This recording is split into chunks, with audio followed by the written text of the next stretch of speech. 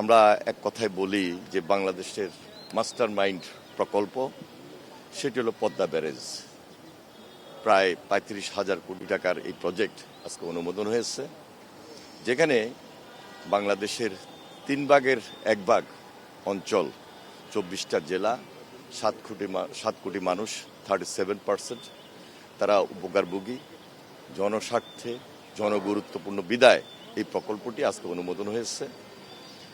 এই জন্য আমি মনে করি যে এই প্রকল্পটি বাস্তবায়নের মধ্য দিয়ে যে বাংলাদেশের দীর্ঘদিনের যে দক্ষিণ পশ্চিমাঞ্চল, উত্তরাঞ্চল, সেই দিকের মানুষ সবচেয়ে বেশি উপকার পাবে এবং দেশে যে একটা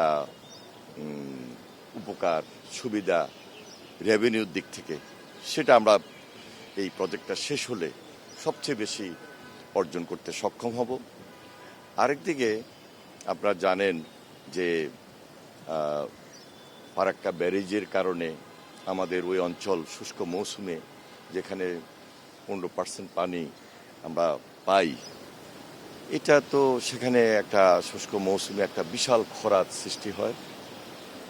আমরা এই পদ্মা ব্যারেজ করার মাধ্যমে সর্বোচ্চ বেনিফিটটা আমরা ওই অঞ্চলের মানুষকে দিতে পারবো, সেটা কৃষিখাতে হোক, সুন্দরবনের জন্য হোক, যেহেতু প্রচুর লবণাক্ততা হয়ে যায়, জলবদ্ধতা তৈরি হয় এবং পদ্মার সঙ্গে যে কানেক্টেড খালগুলো আছে, নদীগুলো আছে, সেগুলো ডিসকানেক্ট হয়ে যায় এবং পানির প্রত্যাহার হওয়ার কারণে এই সমস্ত সমস্যা তৈরি হয়।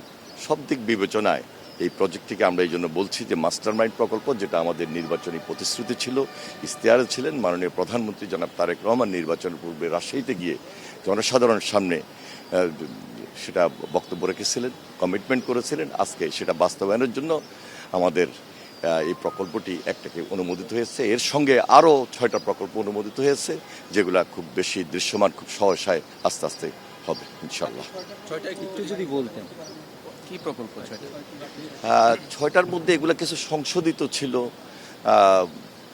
বিগত যে ইন্টেরিয়ার গভর্নমেন্ট ওনারা কয়েকটা প্রজেক্ট করেছিলেন, তার মধ্যে স্থানীয় সরকার মন্ত্রণালয়ের প্রজেক্ট রয়েছে, কৃষিভিত্তিক প্রজেক্ট রয়েছে। আমি স্পেসিফিক এই মুহূর্তে বলছি না, এই মুহূর্তে যেটা আমাদের সবচেয়ে বেশি প্রায়োরিটি সেটাই আপনাদের সামনে তুলে ধরলাম।